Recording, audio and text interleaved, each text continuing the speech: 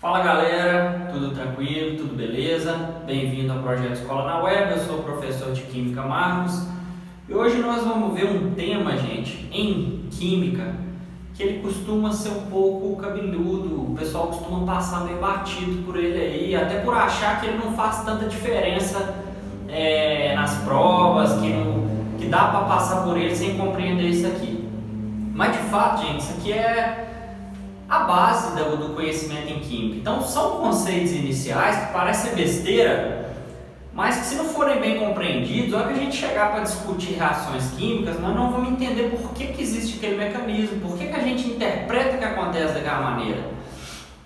Então nós precisamos compreender isso aqui, tá? Então essa parte é uma parte de continuidade da atomística, do estudo dos átomos, é um aprofundamento daquela parte, e estados quânticos do elétron. Aí você já escuta quântico, você pensa assim, nossa senhora, deve ser aquele negócio de física quântica, deve ser aquele negócio que agora está tendo coach quântico. Ah, eu sei o que é. Não tem nada a ver com isso não. Isso aqui é para você virar cidadão de verdade, não é palhaçada não. Nós temos que compreender que existe muita matemática por trás, até porque isso é uma área da física, tá? Então física quântica é uma área séria, de gente séria estudando ciência. E esse pessoal trabalha muita matemática com profundidade. Mas nós vamos ver muita matemática? Não, na química o que nós precisamos é trazer conceitos ilustrativos deles, compreender por que eles chegaram àqueles resultados e a partir das conclusões que eles chegaram, gente, elas vão nos servir para a gente entender as transformações da matéria. Ah, bacana, agora eu entendi. Ou seja, a matéria transforma, é isso que a gente estuda em química, pô. Então, se a matéria transforma, existe um mecanismo para essa matéria se transformar. Esse mecanismo para a matéria se transformar, ele vai respeitar os pressupostos que vão estar lá nos comportamentos do elétron. E o comportamento do elétron é matematizado lá na física, tá bom? Em 1855, voltando, eu sempre gosto de colocar as datas na aula para ilustrar a história da ciência, como é que o conhecimento se desenvolveu. Mas é claro que você não precisa ficar guardando data. Às vezes você vai falar, pô, mas esse professor é chato, não é aula de história. Eu tenho que colocar, porque senão você acha que o negócio não teve uma sequência, que isso aqui tudo aconteceu de uma vez. Não, foi uma sequência de construção do conhecimento. Então, lá em 1855, gente, um cidadão chamado Robert Bunsen, que inclusive esse nome hoje quando a gente entra no laboratório está lá o bico de Bunsen, em homenagem a esse cientista que fez vários experimentos com chama, com fogo, tá?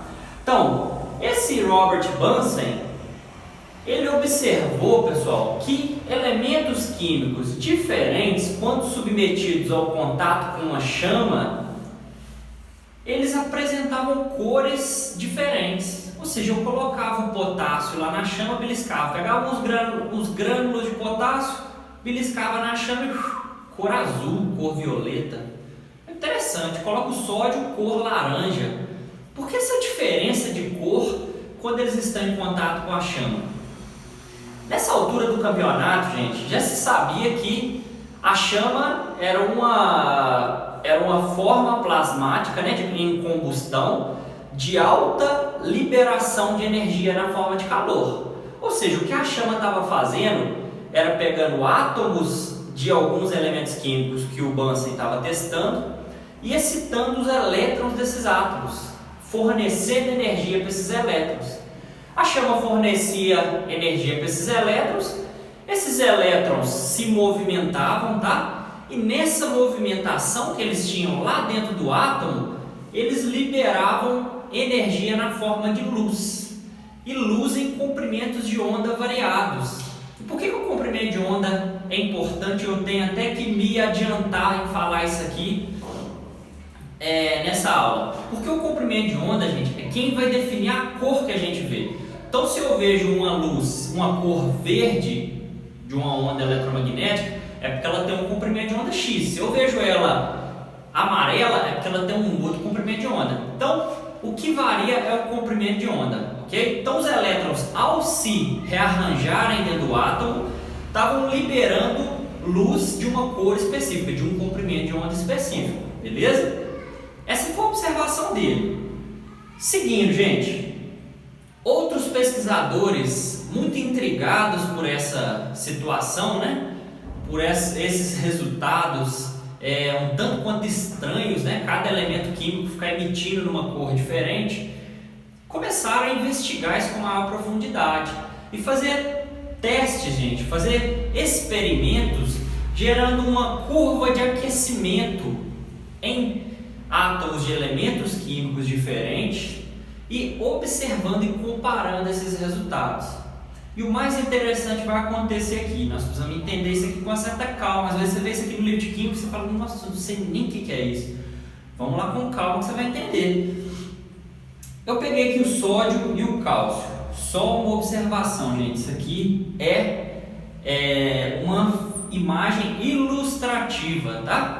Posso colocar na aula, vou colocar a foto aí de como na verdade, esses espectros descontínuos de emissão desses átomos. Mas aqui está só ilustrativamente para eu poder explicar durante a aula, porque eu não tenho um recurso gráfico aqui para mostrar como é que isso aqui funciona. Mas bem, isso aqui é o seguinte, gente. Vou pegar o sódio e vou pegar o cálcio ilustrativamente. O camarada está fazendo um experimento com aquecimento. Então ele aquece o sódio, ele vai mudando as temperaturas de contato com átomos de sódio, depois ele faz essa mesma mudança de temperaturas com o átomo de cálcio. Ele observa que todo sódio ele gera um espectro que a gente chama de espectro descontínuo. Por que descontínuo? Porque ele não acontece, olha aqui, ó, essa régua, gente, a gente caminhando para cá, a gente vai ter diferentes comprimentos de onda, tá? Vamos supor que o comprimento de onda aumente para cá na régua, à direita da régua, tá? Eu vou aquecendo, fornecendo, coloco uma fonte de calor nesse átomo, gente, no meu átomo de sódio, e ele começa a emitir aqui num comprimento de onda dado, menor, aí ele para de emitir em outros comprimentos de onda, ele não emite por isso descontínuo, e aí ele vai voltar a emitir em muita quantidade nesse comprimento de onda aqui maior, e emite no outro comprimento de onda aqui descontinuamente, ele não vai emitir nessa raia, aqui ele volta a emitir nesse comprimento de onda, uma outra raia descontínua volta a emitir nesse comprimento de onda. Olha lá o cálcio como é que é. É diferente do sódio. Então o átomo de cálcio ele emite pra caramba numa raia de comprimento de onda que o sódio emitia pouquinho lá. O cálcio já emite bastante aqui nesse comprimento de onda. Nesse os dois emitem de maneira muito parecida, tá? Nesse emitem de maneira muito parecida. Nesse que o cálcio já emite o dobro que o sódio quando excitado pela mesma fonte de calor. E nesse os dois emitem de uma maneira parecida. Quando eu pego os dois espectros descontínuos de emissão, porque emissão, que é a luz que esses átomos estão emitindo e está sendo coletada num detector, tá? Quando eu vou comparar esses dois, eu percebo que o cálcio, na mesma fonte de calor, sempre apresenta essa configuração de espectro descontínuo de emissão. Ele sempre apresenta isso aqui e o sódio sempre apresenta isso aqui. E quando eu vou pegando vários elementos químicos diferentes, eu vou vendo que eles não coincidem no seu espectro descontínuo de emissão. Olha que interessante. Então, qual que é a conclusão? Poxa, isso aqui deve ser igual... isso aqui é a biometria, gente. Isso aqui é a identificação dos átomos a partir da luz que eles liberam quando seus elétrons são excitados. Então começa-se aí, ó, um burburinho que é o seguinte: poxa, os átomos de elementos químicos diferentes, eles têm uma impressão digital, eles têm neles uma forma de emitir luz que é característica. Se eu pegar sódio, ele vai emitir daquele jeito, da mesma fonte. Se eu pegar cálcio, ele vai emitir de uma maneira diferente. Então eu sei quem é o sódio e quem é o cálcio só pela forma que eles estão emitindo quando seus elétrons são excitados. Essa é a conclusão até então. Mas isso não vai ficar por aí. Outros pesquisadores vão explorar essa deixa, como é o caso lá em 1913 do Bohr. Então, o Bohr, percebendo essas relações, ele vai propor uma explicação para isso, tá? E qual que é a explicação que ele propõe que vai satisfazer muito bem e que vai ter sequência na mão de outros cientistas, gente? Ele propõe o seguinte: bom, eu já tenho um modelo atômico, sistema planetário lá do Rutherford, né? Complementado depois pela ideia dos nêutrons. Então tá aqui desenhadinho meu átomo. no modelo que a gente viu, que nos serviu bem até então, né? Aqui está o elétron desenhado, é claro que o elétron está grandão por uma questão de visualização. Então está lá o núcleo, grande parte de espaço vazio, né? Assim o modelo do Rutherford, o elétron lá dando as suas voltinhas como se fosse um planeta ao redor do Sol. O que o Bohr propõe? Ele propõe que esse elétron não fica livre aqui não. Ele tem um estado de energia, então se ele está numa camada mais externa, assim como o Rutherford falou, ele está com mais energia. Mas se ele vem para dentro, se ele dá um salto aqui ó, na setinha vermelha, ele vai liberar energia. De que forma que ele libera energia? Na forma de calor? Não. Ele vibra? Não. Ele vai liberar uma forma de energia que a gente conhece muito bem, que hoje ela é muito bem descrita lá na física, que é a onda eletromagnética. Marcos, o que é a onda eletromagnética? Nós vamos entender como luz, tá? Vamos entender como luz. A luz que está chegando aqui em mim é uma onda eletromagnética, tá? Bem, o elétron pulou, liberou uma onda eletromagnética, porque ele tem que perder energia. Se ele veio de uma região mais externa, com mais liberdade, veio para uma região mais interna, ele libera aqui essa energia, ok? Liberou essa energia na forma de onda eletromagnética. Essa é a luz que chegava no detector, que era observado nos experimentos dos pesquisadores do Robert Bunsen.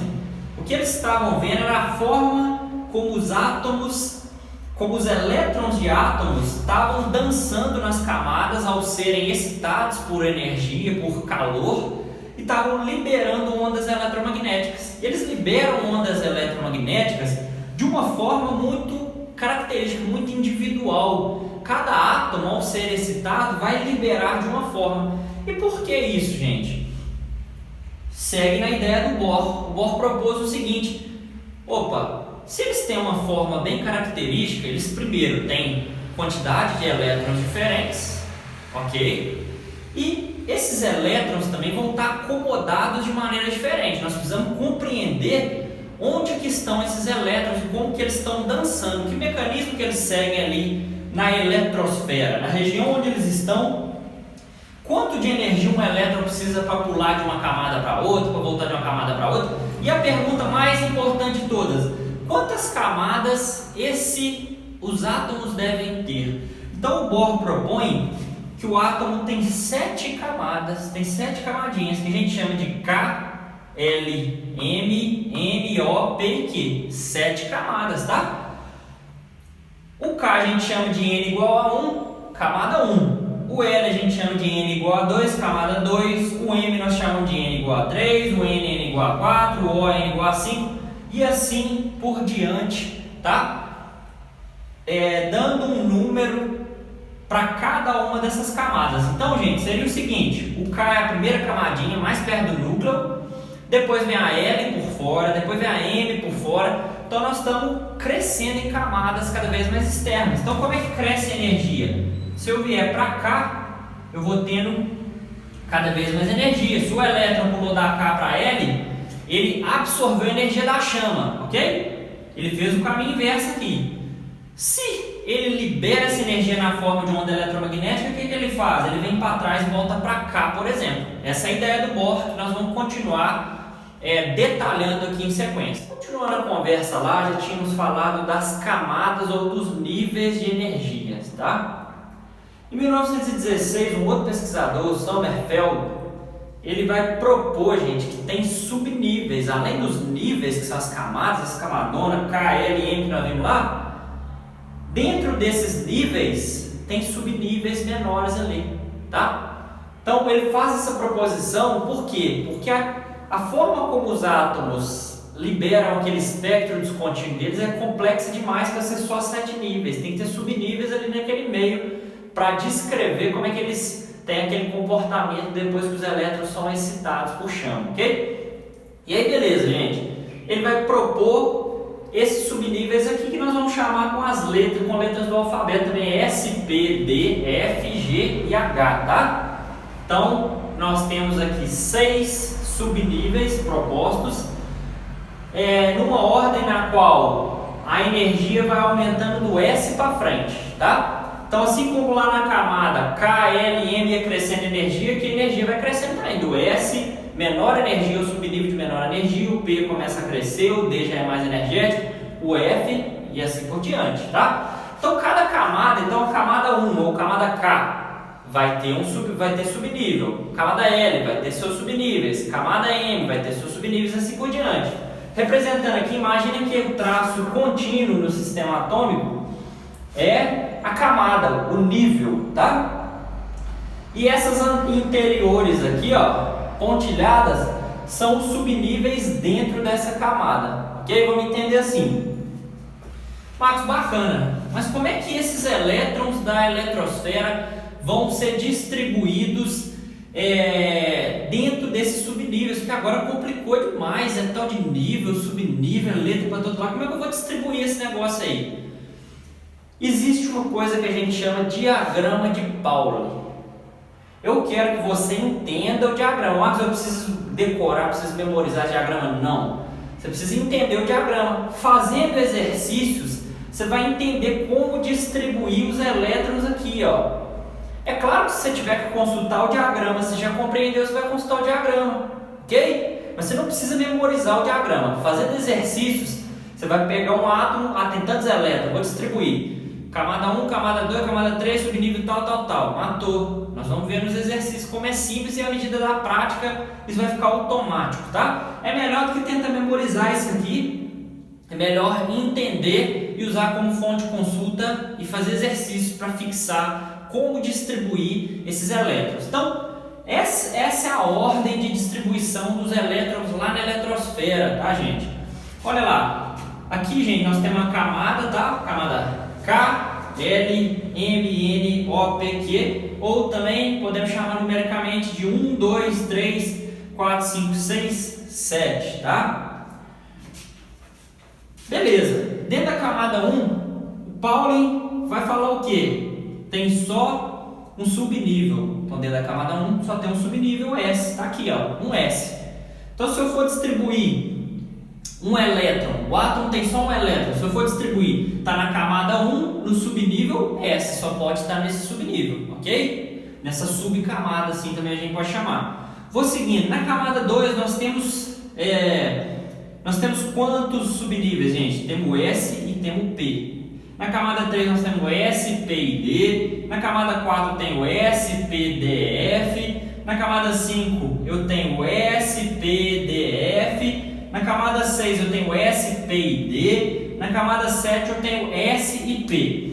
Mas os caras inventaram isso aí porque isso está parecendo um pouco arbitrário. Não, gente, é porque isso aqui tem matemática por trás, tem muita física por trás, mas isso não é aprofundado no curso de médio. Então, essa é a maneira ilustrativa que a gente tenta dar para o aluno compreender esses conceitos.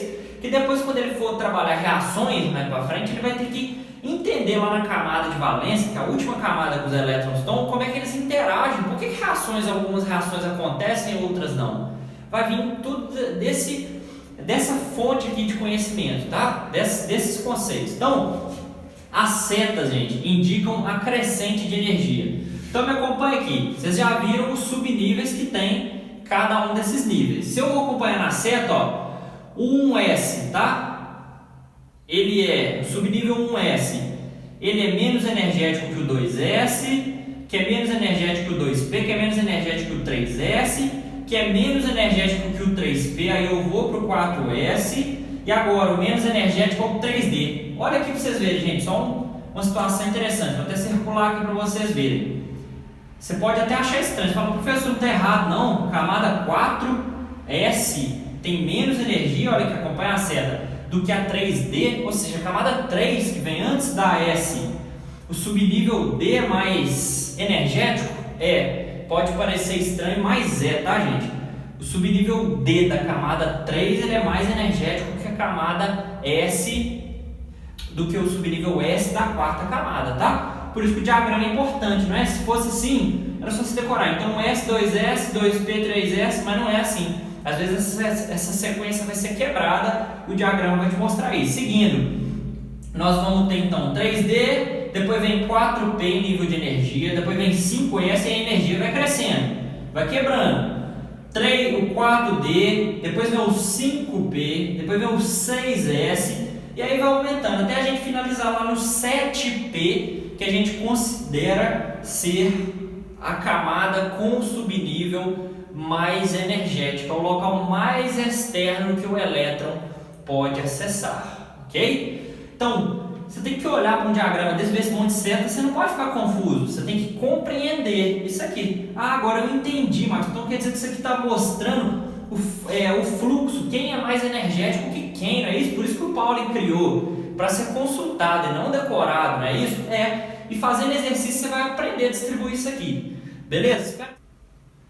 Pessoal, vamos fazer uma distribuição dos elétrons de alguns átomos de elementos químicos diferentes aqui para ver como é que como é que isso funciona na prática, né? Então vamos lá. Magnésio, sem consultar o diagrama de Pauling, vamos tentar fazer aqui, dessa forma que a gente memoriza. Então a gente começa lá na camada 1, todos os subníveis da camada 1 vão preenchê-los, camada 2 vamos preencher todos, camada 3 preencher todos, e sempre lembrar do subnível de energia. Em caso de dúvida, consultamos o diagrama. O magnésio, gente, tem número atômico 12, ok? Ou seja, é o número de prótons que é o mesmo número de elétrons 12. Vamos lá. Então vamos lá, sem consultar o diagrama, 1s2, tá? Vou colocar esse S melhorzinho aqui, tá ridículo, né? 2s2, ou seja, na camada 1 eu só tenho S, né? 2s2, 2p6. Camada 2 tem P, tem subnível P. 3s2, opa, vamos contar quantos elétrons? 4, 10, 12. Ah, fechou, hein? Finalizamos esse. Bora pro próximo. Vamos aqui distribuir 21 elétrons, tá? Então como é que nós vamos distribuir? Vamos começar lá. 1s2, 2s2, 2p6, 3s2, 3p6, 4s2. Vamos ver aqui quantos elétrons já foram? 4, 10, 12, 18, 20. Nós temos que distribuir 21, faltou um elétron, né, gente? O que vem depois do 4S?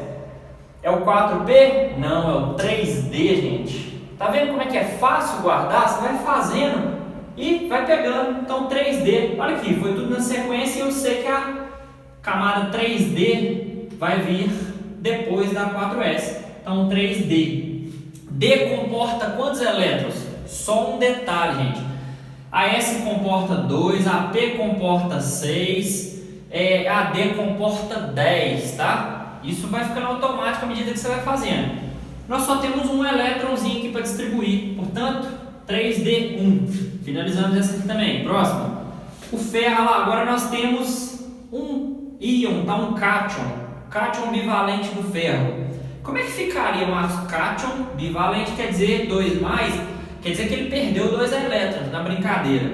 Vamos distribuir para ver. Nós vamos distribuir. Ele tem 26 prótons e tinha 26 elétrons. Vamos distribuir como é que era antes e depois a gente vê onde que ele perdeu esses 2 elétrons, ok? Então vai lá, 1s2, 2s2, 2p6, 3s2, 3p6. Quanto que já foi aqui? 10, 12, 18, 4s2, 20, 3D,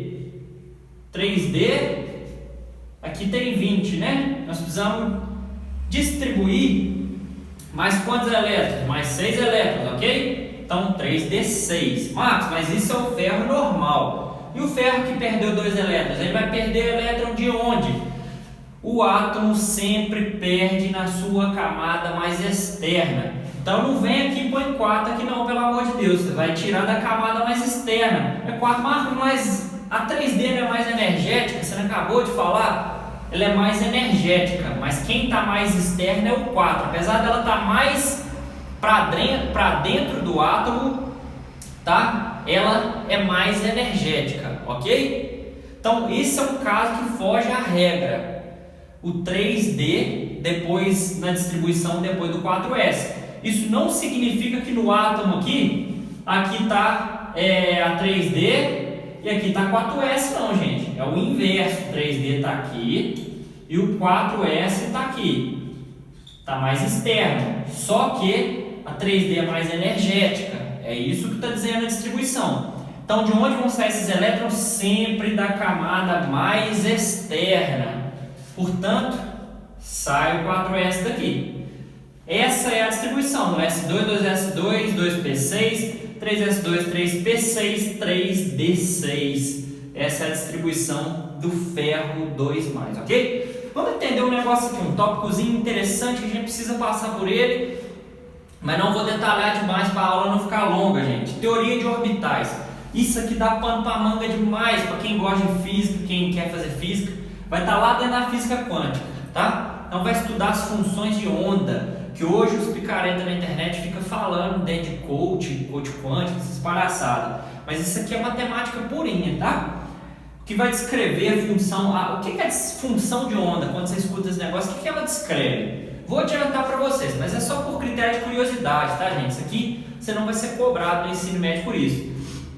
A função de onda descreve a probabilidade de encontrar um elétron em determinado subnível atômico. Então tem um subnível S. O elétron é tão rápido, ele movimenta tanto, gente, que a gente precisa definir a probabilidade de encontrar ele. Tem zonas que ele tem maior probabilidade. Então, no subnível S, a probabilidade da função de onda maior, ela é circular, portanto é esférico o subnível S, tá? Se você visse um átomo, o subnível S seria esférico. Essa é toda a região que o elétron pode percorrer conforme a probabilidade da função de onda, tá? No subnível P, como é que é, Marcos? É do mesmo jeito? Não. É como se fosse um símbolo do infinito, em 3 eixos. No PX, no eixo X, aqui no PY, no eixo Y, e no PZ. Então a função de onda descreve que é mais provável, a probabilidade é grande de encontrar o elétron nesses caminhos, nesses eixos. Marcos, poderia encontrar um elétron, um átomo aqui, ó, lá fora desses 3? Poderia, mas a probabilidade é tão baixa, a função descreve que é praticamente impossível. Portanto, a gente considera que o átomo subnível P se desenha dessa forma, subnível S se desenha dessa forma. Entenderam mais ou menos de onde veio isso aqui? Então vamos seguir. Isso aqui é só um toque para você compreender a teoria dos orbitais. Orbitais são zonas habitadas por elétron de alta probabilidade de encontrar esse elétron lá se a gente fosse lá e pegasse ele, beleza? Então a primeira questão é: o titânio é o metal utilizado na fabricação de motores de avião e pinos de prótese. Quantos elétrons há no último nível da configuração eletrônica desse metal? Ou seja, os elétrons têm que ser distribuídos nos níveis, subníveis, né, pessoal? Nós vamos ver a camada de valência, que é a última camada desse elemento químico, desse átomo de elemento químico titânio aí. Então vamos fazer a distribuição eletrônica aqui. Então a gente começa um S2, né? 2s2, 2p6, 3s2, 3p6. Vamos ver quantos elétrons já foram, ó. 4, 10, né? 18. Nós temos que distribuir 22 elétrons. Vamos continuar aqui embaixo. Então 3s2, 3p6, depois vem 4s2, agora deu 20 elétrons. E a próxima é 3d. Quantos elétrons falta distribuir? 2, ok? Então, essa aqui é a configuração eletrônica na distribuição em níveis e subníveis. Observe, pessoal, que essa é a camada mais energética, como eu falei durante a aula, mas a última camada é a quarta, tá? Quantos elétrons existem na última camada? 2 elétrons, desculpe, ó, 2 elétrons na última camada, que é a 4, tá? No subnível S. Então, a resposta letra E, ok, pessoal? Pessoal, a próxima questão aí vai ser uma questão interessante para a gente relembrar os modelos atômicos da aula. Então, para colocar aí em sequência, ok? Vamos achar a sequência aí. Então, descoberta do átomo e seu tamanho relativo. Bom, quem falou que o átomo era um grande espaço vazio, aquele modelo de órbita, gente, é Rutherford. Então, 2, ok? Átomos esféricos maciços e indivisíveis. Dalton, né, gente?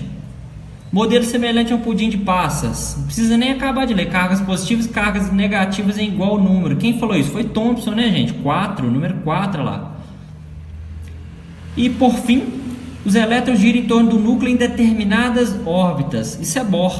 Você poderia falar, poxa, mas o Rutherford não colocou que os elétrons tinham órbitas, que era um sistema planetário? Sim. Só que o Rutherford ainda não tinha clareza de que existiam orbitais, que existiam níveis, que existiam subníveis. isso vem a ser feito posteriormente no trabalho de Bohr. O que o Rutherford fala é de um sistema planetário de elétrons orbitando um núcleo e de grande parte de espaço vazio dentro do átomo, tá, gente? Por isso que o tamanho relativo lembra Rutherford, ok? Quando a gente fala de vários níveis, nós já vamos estar falando de Bohr para frente, ok? Indica a sequência correta encontrada, então 2, 1, 4 e 3. Nós temos a letra C. Se você gostou, pessoal, dê o like, compartilha aí para ajudar o pessoal. Vamos seguir firme até o Enem. Um abraço para todo mundo e até a próxima aula. Valeu!